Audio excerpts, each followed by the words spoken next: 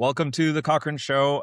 My name is John Cochrane, Lauren Anderson, and what a world we live in right now with sports. Super Bowl just finished. Seahawks got the W. I'm on the West Coast. You know the West Coast is the best coast. I actually found it, yeah, West Side, right? Yeah. I found it a little bit of a boring. Don't do that. Not the most entertaining game, but we'll take the W. And yeah, Golden State Warriors without Steph Curry, without Jimmy Butler, without Kaminga anymore, and with Seattle Porzingis. Seahawks, they were proven that Nico Harrison is right. Defense wins championships. Yeah, maybe he can claim that victory. Hey, he can keep claiming it every time he sees it somewhere else, just not in Dallas. That's the only problem. There's that meme of him or that photo where he's like looking to the side. It's just like that evil mastermind. I know I'm destroying this look. Yeah. Oh man. Boy, did he blow that up. We're a year past the trade from last year, and man, has a lot happened. And wow, did Dallas not hold on to the Anthony Davis asset for very long. So man, Long term though, Lauren, I know this isn't what we're talking about, but who knows what it will look like long term? Could Dallas still come out on top? I mean, they struck gold getting Cooper Flag. So that guy is playing all world basketball at the moment. But here's the thing: if you said I'm going to be trading Luka Doncic for Chris Middleton and potential first round pick, would you take that deal? Like, percent not. Of yeah, course not. exactly. You'd roll the dice, and they just got lucky that they were given thrown a bone by Adam Silver to get that number one pick on a year that Cooper Flag was coming in. Would you put Luca or Anthony Davis ahead of Cooper Flag if you were to build a team around a player today? Ooh, that's a good point. I think it depends where you are. I think Dallas is probably the perfect location for a Cooper Flag. And if you mean to tell me that I have a choice between like a generational talent who's what, 18 versus a Luca who's probably at his ceiling and is one of the most ball dominant superstars that the league's ever seen, I think I'd be taking my chances on Cooper Flag, to be honest. Yeah. Is that With crazy? it sounds crazy saying it, but I think the Luca trade made him seem less untouchable and less just like the synoptics around him. You sort of were able to question like, all right, what is the true value of a Luka Doncic team, even though they were in the finals, but what player is responsible for more points?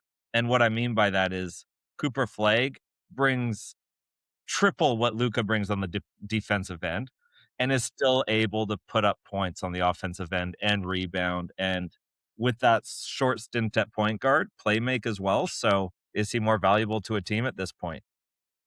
Yeah. I mean, certainly if you were a team that's trying to establish yourself, I think Los Angeles is probably like the perfect market for Luca because you bring in a triple double star, Bugatti driving like culture icon sort of player who is going to bring that wow factor every night. And I guess you don't really like, yes, obviously you want to win, but the style doesn't necessarily need to be so team centric in Los Angeles. Whereas if you're a younger up and coming franchise, you really, you want those team dynamics to get as many people involved as possible. Actually, I think it works out. I didn't say this for a year, but I think, in the weirdest way possible, it's worked out for both sides. The only person it hasn't worked out for yet is Anthony Davis, who finds himself on the Wizards with Trae Young. And if it wasn't for his contract and his opportunity to get $60 million next year, I think this would be a bit of a depressing way to finish your career. But Yeah, that's somebody's right. paying me 60 million. I will play wherever they need me to play. Doesn't matter. Yeah. Washington, the franchise might be in shambles. Well, they're looking up, but I'm sure it's a nice place to live. There are some good coaches out there right now that are available. And this is a JJ Redick question. I've been a JJ Redick apologist. I think he's a good coach, but they're not contenders. You've got LeBron James, Luca, and Austin Reeves. Is there a world where, you know what? Tibbs, we need some grit on our team. JJ Redick, go back to your podcast. Tibbs, you can come in. Or even there's Malone. We need some more experience on our bench. Michael Malone. You'd be a great fit here in LA, especially with like the change of ownership in LA. I wonder if there could be that coaching change happening next year? Well, I think it's a delicate situation because you need to get a guy who who will acquiesce to what Luca and LeBron want. Like, typically LeBron is the pseudo coach of the team. If Luca had trouble with Rick Carlisle, who brought that Indiana Pacers team to the finals, like, it's going to be tough to find an old school coach that will have Luca's respect. And I wonder if that's one of the reasonings behind keeping JJ Redick, is that he's not far removed from playing in the league himself. And just as an absolute sort of like mastermind of the game as he's playing, and as it became obvious through the podcast and so forth, he is one of those sickos. And so I think actually the list of coaches that would work in Los Angeles is quite. Yeah. Yeah, that's true. LeBron James came out, well, he stated the obvious in his interview yesterday that this is not a championship level team. Obviously, ESPN blew that out, saying, like, LeBron James says we're not championship contenders. Well, no, you're not. Looking at what sort of situation would you rather have right now? Would you rather have a Los Angeles Lakers situation for the next, 3-5 years, or a Golden State Warriors situation for the next 3 to 5 years? Man, you definitely want the Los Angeles situation because you got a perennial sort of triple double machine, and you've got a couple of players that have the wow factor to be able to sell out the stadiums in Austin Reeves, and it seems like there's younger, taller players in Los Angeles. And this is the slow burn of the dynasty, John. This is the slow burn. And everybody was losing sleep, checking their updates, waiting to see what Golden State would do in the trade. Screen time. Like, your phone tells you how much screen time you've had. Yeah. Just mindlessly looking at like Twitter and, has a trade happened? Yeah. Yeah. So what's the good comp here? Maybe like, Well, the New England Patriots, the writing was on the wall towards the end that it was gonna be the end. yeah. It was a slow burn. Brady got out ahead of it a little bit, sort of like Klay Thompson did, hmm and then Belichick left, and then it was just then it's done.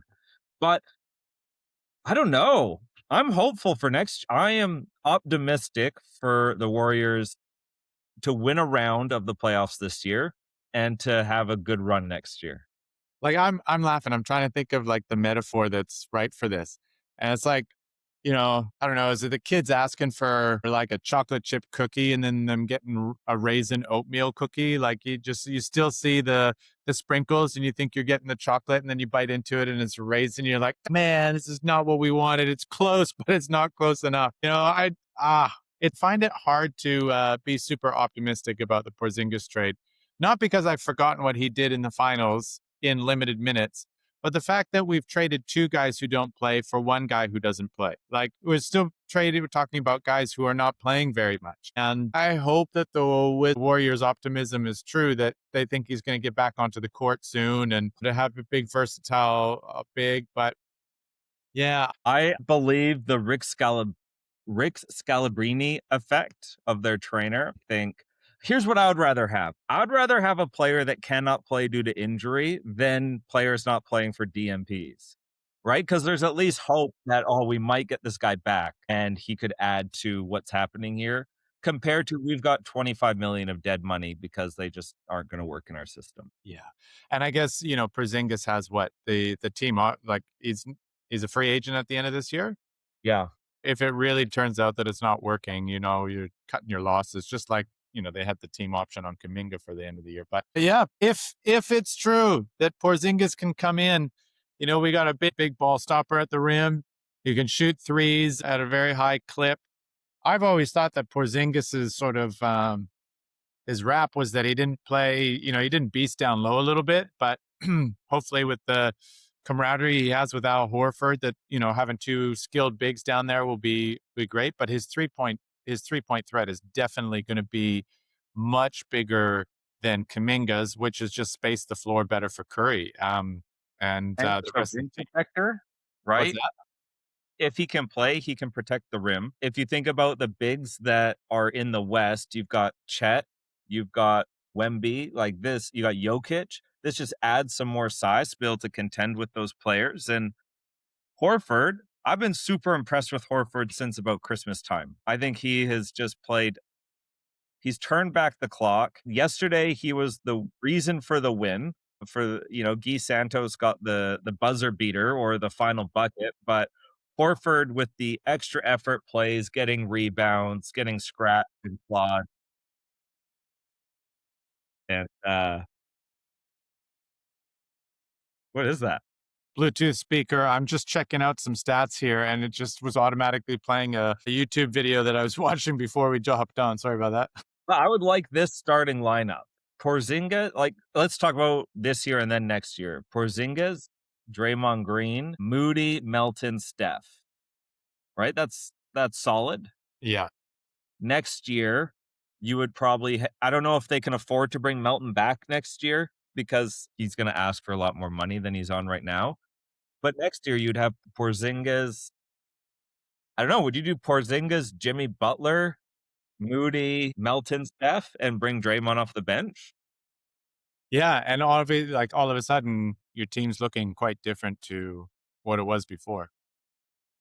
It's definitely an upgrade in height, and that's definitely saying something. And even if you, depending on the matchup, even if you had like what Porzingis, Draymond, Butler, Moody, and Steph, or Melton and Steph, like that's that's pretty. That gives you a lot of options. They just haven't had a player quite like this since now different player, but in terms of size, since Bogut. And I think having that threat, well, I guess they had JaVale McGee, but having that extra size to, Draymond Green likes to play like a free safety back there and he'll have his guy, but he'll also sneak off. And to have Porzingis behind him to be able to contest the drive at the rim, I think that's going to be super valuable. Yeah, yeah. I just hope that Porzingis can get over the autoimmune condition he's got, and he can, put together a string of really healthy games and stay healthy, whether it's long COVID or it's some other, you know, issue. Like I think that's no fun for any human being to endure that sort of stuff. And so, yeah, as a fan of the team, you definitely want your players playing for selfish reasons, but knowing just what that can do sort of mentally to people, that kind of sucks too. So we hope he's getting healthy. What did you think of Trace Jackson Davis being flipped to the rafters for a second round pick? Obviously, there's a big lineup there at the forward center position with Al Horford, Quinton Post, and now Porzingis. But I didn't mind Jackson Davis. Yeah, I think he was a good locker room guy. He just was not they needed to open up a spot. Yeah. They needed to transfer Pat Spencer. He was on a 2-way contract, so they needed that roster position, and then I think they wanted to have optionality in the buyout market, Mm. and so there's still some players available. I don't think they'd ever go for Cam Thomas, but there's a Cam player Thomas, he signed with the Bucks, didn't right, he? with who the Bucks, yeah. Maybe that's the Bucks' way of trying to bribe Giannis to stick around, Cam Thomas. There are some other solid players in the buyout market. There was one that I saw the other day that I thought, "Oh, if the Warriors could just get him, then that would really help the team." Who was it? Georges Niang? Yes, it was Niang. Has he signed yet? No, I haven't. I haven't seen any news from Or then there's Ball. I think is Lonzo. Lonzo. So they have a roster spot available if need be. Lonzo Ball, you don't need another injured old player on your team. You don't. George Niang, just that corner shooter, like he's got a solid shot. I think he would really fit with the team to play that third player role. Maybe that's on the bench or whatnot, but that would be really good. And the Warriors right now, Lauren, they're heading into the All-Star break with a better record than they had last year, right? So there'll still be a push. They're currently in the 8th seed. Steph Curry, he's not going to play in the All-Star game, so at least he'll get that rest. I don't know the last time he had like an All-Star break rest where he wasn't participating. This gives him like a full 2 weeks, right? Yeah. So runner's knee, that can just be brutal. But getting those 2 weeks off and then him and Porzingis coming back at the same time, you know, we'll get a good runway into the playoffs to see what is this team really made of, and is my optimism just completely misplaced? should I be as doom and gloom as the rest of the Warriors fans out there? Oh my goodness. The world's falling apart. We won 4 championships, guys. Come on. Expectations are high, my brother. Expectations are high with this franchise. And I just think it's a little bit of the disappointment. Everybody went sky high with the Jimmy Butler trade, hoping that he would be a difference maker. And he was for large parts of certainly looked like it in the playoffs. Draymond Green was promising Warriors fans that we were going to win another championship last year. Obviously, the Stephen Curry injury, the old injury to Mr. Wardell, it made that impossible last year. But this is the challenge of this year, man. We've been swinging like back and forth and back and forth. Every time the Warriors like put together 3 or 4 really good games, everybody's like, "We're back." And then when we lose a couple, it's like, "No, we got to get Giannis." And yeah, Well, no. I had this take, man. When I saw Draymond Green's interview, I texted you and I said, Draymond's asked for a trade. That was the first thing that went through my head. When Draymond started telling reporters that Steve Kerr was asking about his son and whether or not his son's okay and that they've never moved from the Bay Area and so forth, I thought, oh boy. And then he started saying to reporters, I talk to management all the time, and it's not what you think we talk about. And I was like, no, he's asked for a trade. He's going to be out of here. But yeah, there's certain guys that I just feel like need to be Warriors for their whole career. Not that it works necessarily good for them. You see, you brought up the Tom Brady comp. Tom Brady went to Tampa and then won a Super Bowl down there. And you think like this is the difficult part of being a Warriors fan right now is that the nostalgia is not that far removed, and it's super strong. Yeah, Yeah. 3 beautiful championships with, strength in numbers iteration and the Kevin Durant Warriors. And then they had a couple of tanky years when there was big injuries, but then they went back and beat the Celtics, and you just think, yeah, man, like any team with Steph has a chance. And so I wondered there for a little bit. I actually sent you 2 trade proposals, sending Steph Curry to San Antonio and sending Draymond Green to the Bucks to try and get Giannis and other strong role players. I wonder, like, whether or not we're seeing the beginning of the end, or this is the last ditched effort with Kristaps. And then is it the right thing to do to free some of these players so it doesn't fall on them? But I just, I don't want to do it. There's too many good memories. You've still got Steph playing at like an all NBA level. That's the thing. Like that's That's the the thing that hurts, right? Is that he's playing on an all NBA level. He's getting wrestled every single game like the most disrespected superstar in NBA history when it comes to calls and what he has to play through. I don't know why, from like a marketing perspective, they let that go because, Steph playing it, the way he does sells way more tickets. But for what? But for what? If you've got a mediocre team that's struggling just to be in the play-in, Steph Curry, I think, deserves a little more respect than that. That's my thinking anyway. And, it would be painful to see him in a different uniform. But yeah, I wonder if he so could. right now we've got the Warriors at 29 and 25 in the 8th spot. Phoenix is still in 7 at 31 and 22, and then Minnesota's 33 and 22, and Los Angeles 32 and 20. What's the biggest prize for you over those 3 teams that you just mentioned? Phoenix is still a surprise that they've maintained, even with Devin Booker being out. Like, I think Dylan Brooks has done wonders for his reputation this year. He's gone from being the villain to like, oh, this is a locker room guy. And Yeah, so, you'd rather have him on your team. What's it, that old song? Rather be caught with than caught without one. Got yeah. yourself gun. Well, yeah. And then, I mean, when I'm looking at this, the Sacramento Kings, last place, 12 and 43. They've lost 13 games in a row. What a sorry franchise. And then the Pelicans, and then Utah, who are 1737, but looks like they're coming out of the tank.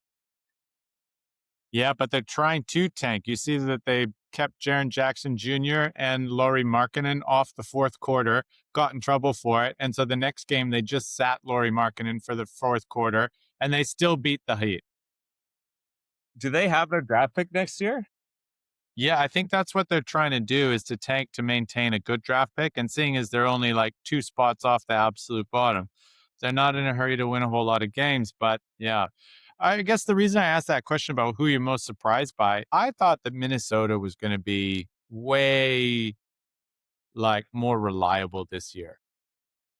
And Yeah. I'm just surprised by that franchise. This has been the song and dance of the Timberwolves, though.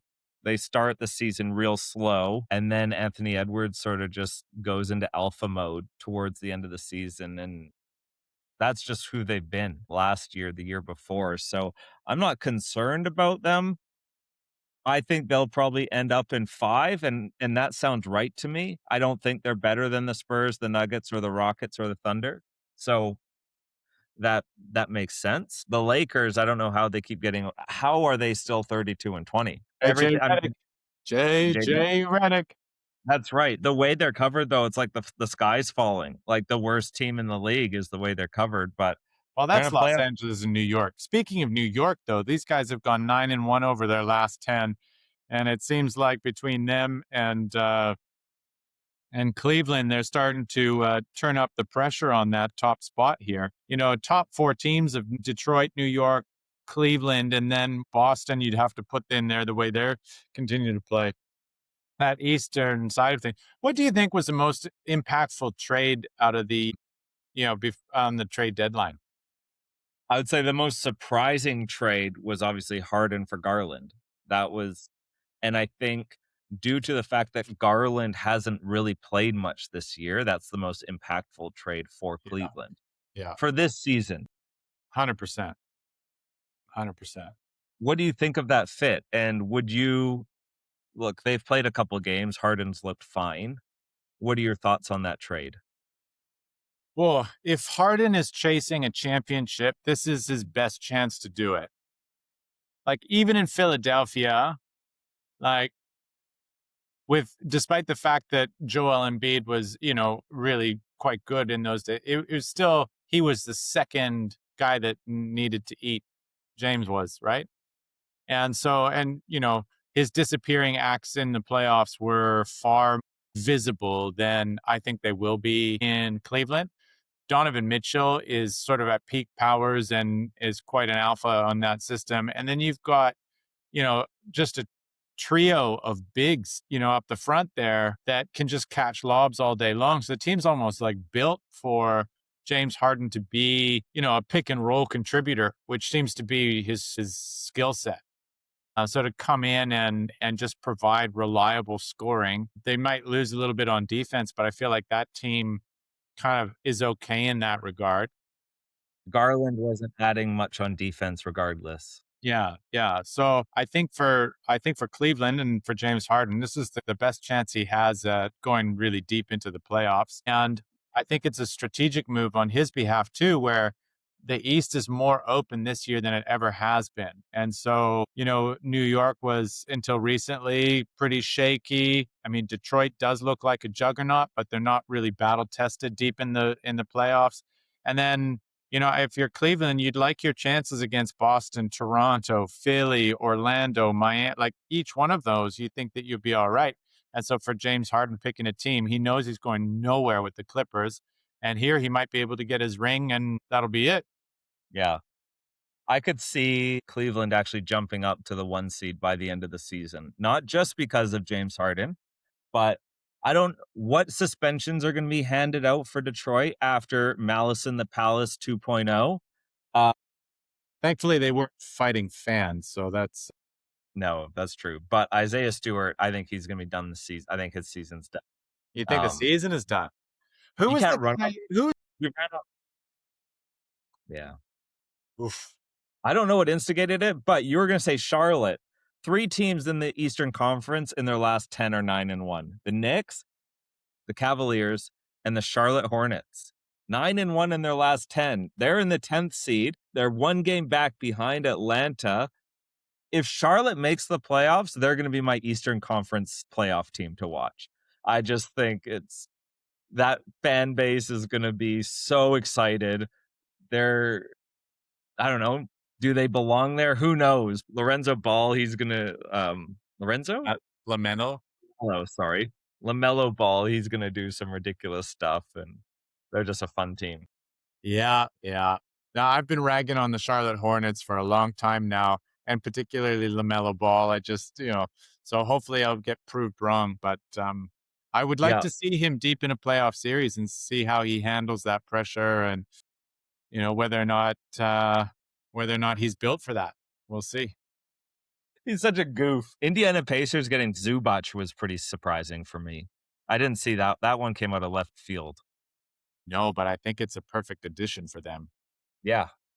I think Tim Legler had a bit. I think he was talking to either Zach Lowe or he was talking to Bill Simmons and just talking about the Indiana Pacers franchise and how it's almost as if they understand that this season is the way that it is. And they talk about how impressed they've been with players like Pascal Siakam and Nemhard. Like, it just doesn't seem like they get too down about what's going on at the moment. Obviously, they're all sad for the young Australian Furphy going down and tearing his ACL. You hope he gets better soon. But for them to be able to sort of even come up with an upgrade from Miles Turner in terms of a big, that's huge. And so when they get Halliburton back and they're competing for one of the best draft picks in the league this year, it's rare that you'd have an opportunity to go from a finals team, just have a scratch of a year where you keep most of your rotation together. You get to see who's going to develop with additional minutes, and then you come back stronger the year later. They're going to be they're going to be an interesting team. And I think Zubac is a really good example of that. And despite the fact that he's going to the last team in the East after living in sunny Los Angeles, I think you've got to have some optimism about what's going to happen next year, at least. Yeah, I want to talk about the Clippers in a sec, but so the Pacers, they traded their first round pick with protections. So, like, are you aware of the protections that are on it? No, I don't know. So to get Zubac, they if their draft pick falls between 1 and 4, they keep it. If it's 5 to 9, it goes to LA. And if it's 10 to 31 or whatever, they keep it. Right. So it has to be a top 4 pick in order for them to Right. keep it. Okay. So they're not winning any more games No, they this year. need to seriously tank. Yeah. Right. Which I think conspiracy Lauren is here. This is the perfect team to get that number one pick of the NBA draft. So I'm going to go on record right now and say that the Indiana Pacers will get the number one pick in the NBA draft for 2026. Perfect location for a number one pick to land in a stacked draft class. And that team is going to be scary next year. If you are the NBA, I can't imagine you'd be excited about New Orleans or Sacramento continuing to kamikaze their way through their respective legacies as franchises. And certainly you don't want Brooklyn or Washington getting it. So you heard it here first, folks. Indiana Pacers with the number one pick in the 2026 NBA draft. Adam Silver has already signed off on it. Chicago, if Chicago tanks out, I could see Chicago being another team that the NBA wants to have a young talent there. So that's your conspiracy. Yeah. And that is a good situation because their style is just run and gun. Like, there's not a ton of thinking involved, right? Just get the ball and run the floor. And for a young player, I think that's perfect. You're not coming into a motion offense where you've got to read and react like you are in Golden State. It's just you get the ball, pass it ahead, and run the floor. Yeah. We'll see what happens there. You wanted to talk about the Clippers? Clippers. I was just surprised. They were like the best team in the league at the moment they traded Harden and Zubac. So I'm just surprised that they are they throwing in the towel? Are they saying, all right, that's us? Is Ty Lue done at the end of the year? Kawhi Leonard is just playing at an all NBA MVP level right now. Just the timing was really weird for me. So yeah, what did you think of the Clippers who had been on a winning streak getting rid of their talent? But isn't that James Harden's like modus operandi? Isn't that what he does? Like, if he's not happy and feels undervalued, he makes it known. And he took Brooklyn through a long standoff. He took the Sixers and had that standoff with Daryl Morey, despite them being buddy. He kind of forced his way out of Houston. Like, it just seems like that's the way he is. And if you're looking at the Western Conference this year, yeah, were playing good basketball, but his contract was up. He didn't get the extension he wanted, and the team is really not in the hunt at all. And you're looking at this and you think, can you play and hold up against Houston, Denver, San Antonio, and OKC? And the answer is, if you're the Clippers, there's no way you're winning 4 out of 7. So, like, you'd be bounced in the first round, and then that continues your legacy. And so I think if you're the Clippers, like, getting off of James Harden right away and not protracting that is a good thing. But gee, that franchise just continues to go through like bad iterations, like from the racism scandal. They had a good era through Lob City, but then DeAndre Jordan tries to walk and they were kidnapping him out in Dallas. And like, now they have this sponsorship saga deal with Kawhi, and surprise, surprise, the only person, only star who really wants to stay is Kawhi, and CP3 is asking too many accountable questions and doesn't want to stay. And now James Harden's is out. To me, it doesn't look good. To me, I think there's maybe indicative of some sickness that goes deeper into that organization. They've got their new stadium, and hopefully they can sort of clean the culture out. But yeah, I'm So just I optimistic. think the Harden Garland one, I understand that, but Zubac is a good player, and maybe Benedict Mathurin will give you something that you didn't have. He just seems like a player you would want to keep around as a stability. So I was just confusing. I guess if they know that James is going, then this is the opportune time for a rebuild. And Mathurin has shown potential to be like in spurts. He's famously quoted as being like, he thinks he's better than LeBron. So you bring somebody like that to LA. Who knows? Hopefully the bright lights he can shine underneath him. But So yeah, for the Clippers organization, it's bizarre, isn't it? does that mean Kawhi Leonard is a trade candidate at the end of the year? Good question. Maybe to keep Giannis in Milwaukee, send him to Milwaukee for, some pieces? Yeah, that's a good point. I hadn't thought of that actually, but it'll be interesting because it seems to me that like Kawhi, I find the hardest player to read. You know, Yeah, he doesn't talk much, does he? he doesn't, and the huh me from Toronto, yeah, that will live in infamy. But yeah, like as you said, when he started like putting his nose down and scoring, he's just become all NBA, showing that it like when he's healthy, he can still be an absolute threat on the basketball court. Yeah. So, Lauren, Sam Darnold, What's that? Seattle Seahawks, Sam Darnold, the Seahawks quarterback, he was drafted by the New York Jets, and horrible franchise, and he did not play well there. He was the third overall pick. Yeah. It seemed like he was a bust, that his career was going nowhere. He gets traded and he goes to San Francisco. No, sorry. I believe he goes to the Panthers. He plays there with Baker Mayfield. Still not a great organization. Still seems like, oh, that's just Sam Darnold. He's a bit of a joke. Goes and backs up quarterbacks in San Francisco. And then he goes to Minnesota. And his first year in Minnesota changes everything. They only lose 2 games in the regular season. They don't hold on to him. He goes to Seattle, loses 3 games, but they just win the Super Bowl. So the question that I have for you, are there NBA players equivalent to Sam Darnold, where they seemed like they were a bust when they came into the league, but after maybe some trading or going to other locations, rejuvenated their career? Mm. Yeah, no, this is a great time to be thinking about this. Uh, the first one that comes to mind, Steve Nash, the ultimate glow up. Didn't grow up, but glowed up in terms of like just found the right stage and then ultimately transformed the game. He, began his career as a bench guard in Dallas and then was let go at the age of 26 because he was too slow and too injury prone, and then unlocked the 7 seconds or less offense in Phoenix and became a 2-time MVP. Was he the first unanimous MVP of the league? Was he unanimous?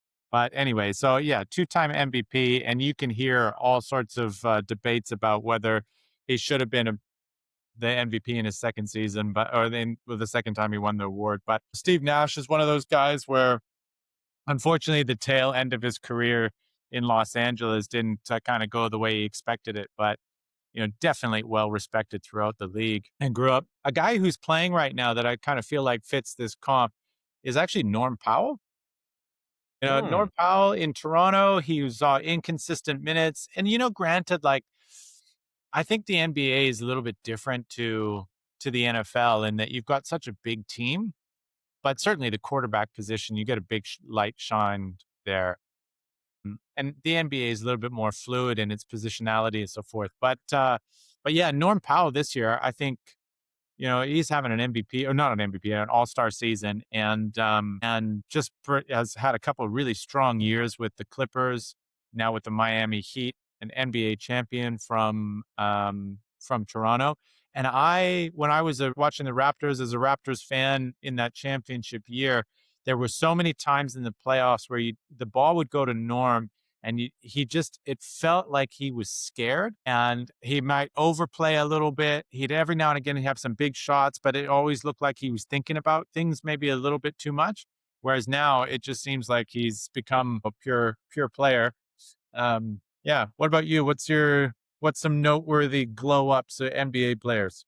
I think Jalen Brunson going from Dallas, the shadow of Luca, to Actually, New that's a York. really good one. Yeah. I don't think anybody saw that. Obviously he wasn't a bust, but no one saw superstar with Yeah. Jalen Brunson. This one might be a stretch because it could have just been progression and there was no trade. But like Nikola Jokic, he was never meant to be the Hall of Fame top 10 greatest player of all time type player. Yeah. Like Yeah. I think his development in league was substantial. Obviously, a second round pick. So that one's cheating a little bit because it wasn't transitioning to another team to get that growth. I wonder if there are teams where they traded players away and the players that stayed evolved. Like trading Monte Ellis allowed Steph Curry to blossom into who he Yeah. was. That's true. That's true. Those are the names that I could sort of think of, but for me, the Brunson one is the Is main one. Yeah, that's a good one. Jimmy Butler's another example of that. Like he really great defensive player in Chicago, and then has his infamous stints in Minnesota and Philadelphia before really finding his own playoff Jimmy um, persona in Miami. And I can't wait to see his new knee or his to see his final year next year. But well, let's hope we can get them over to a championship What contention. about the opposite, Lauren? Players that peaked maybe in year 1 and 2 and then just downfall. So that we can call this the Ben Simmons category. Yeah, well, I mean, he's one of the obvious ones. Another one is like, I mean, Markel Fultz unfortunately never really sort of fit the bill as the number one pick. I think there's 2 obvious ones that are currently playing. Currently playing, who you got? Yeah. Ja Morant and Yeah, Zion Williams. yeah, those guys. That's these. I think these guys are the first victims of the internet age of the social media stardom. These guys grew up and just completely leveraged the social media sphere. In their day, it was John Morant doing dunks with all the team sort of surrounding him. It was Zion Williams leaping off the page. And then what's that dunker who keeps winning the dunk competition? McClung. What's that? Matt Yeah, McClung. of course, of course. Those three guys were just like huge, and from a young age, because of their stardom, had anything that they wanted from the age of what, 13, 14. And so I wonder now that they're in the NBA and some of that stuff to stay in that position takes maybe a little bit more work than maybe they would have realized or thought about at that early age. It would be hard to maintain. But yeah, super disappointing. Every now and again, you get flashes from both of those players, from Morant and Williams, and you think, man, they're still there. But Tim Legler had a really interesting stat, and You know what? I felt so vindicated when he was talking about this stat because when Zion Williams was drafted, I remember talking to a buddy of mine who was a reporter for the San Antonio Spurs, living in Tokyo, and he's like, "Well, what do you think of Zion coming into the league?" And I said to him at the time, he's like, "I've been watching Zion, and actually, I'm a little bit worried that he's not a good rebounder." And my buddy looked at me, he's like, "What are you talking about?" And in high school and in college, he didn't have to box out because he could jump higher than anybody and he's bigger than everybody. But you can't get away with that in the NBA. And Tim Legler was saying you have to go back months to find a game in which Zion Williamson has got more than 10 rebounds. And when I heard that, I was like, I was right. I was right. I think Vindication. for a guy like of his strength, his size, his capability, like that should be automatic. He should be able to get like, you're talking to get to get 10 rebounds a game, you need two a quarter of defensive rebounds plus two extra, so one in each half of offensive rebounding. I Yeah, think that that's that is an achievable expectation for a player of his caliber. yeah. I think it's also Tim Legler, he said that effort's a skill. Like, a skill base that players have to have is effort, and at the end of the day, that's what rebounding is. It's just the effort to put your body on someone. To bring this full circle back to the Warriors, the player that glowed up, as you said, was Andrew Wiggins. Changed his career around. That's right. Yeah, from Minnesota to playoff Wigs, I think he is a great definition of players that started out as a bust, but then found a really nice niche in the league. I think Wiggins is an interesting candidate for that because I don't think he was ever like he wasn't ever a bust. He could average, 26 and 4 effortlessly. It Wasn't a just looked winning like play. he never cared enough, and he just like one of those players that is always so much more athletic than anybody else that the game is just kind of easy. And he didn't have that raw sort of like fight in him in the same way that Jimmy Butler does, for example. And so that would have been really hard. Like, if you were a player that had to fight for everything you got and you see this Wiggins guy just waltz into a gym and do whatever he does without warming up, you just be like, man, I hate you. Oh, I'm so What jealous. I hear though, it wasn't Wiggins and Butler, it was Towns and Butler. Yeah, yeah, yeah, yeah. But that kind of idea. But yeah, certainly getting into a Golden State franchise where the guys are all working hard. They play an intelligent style of basketball. He's not expected to be the number one or number two option. But then when he throws it down over Luca the way he did, my goodness, I my remember goodness. I had COVID during that series, and so I was able to watch all the games in bed, and that one got me up. The That one kicked the COVID out of my body. So, next time we record, it will probably be in the All-Star break or maybe, first game back and see if Porzingis is back in the lineup, and maybe we can go on a run. Yeah, that'd be great. I can't wait to see what this roller coaster for Warriors fans holds for us in the next few weeks and months. Hey, just keep your expectations high. Yeah, that's right. Actually, I like to, in some instances, have low expectations. That way, they're always being exceeded. It's a good way to live. And I keep them too high, and I'm always disappointed, so that's perfect. It's a good way to balance each other out. Alright, have a good day, Lauren. Yeah, you too, man.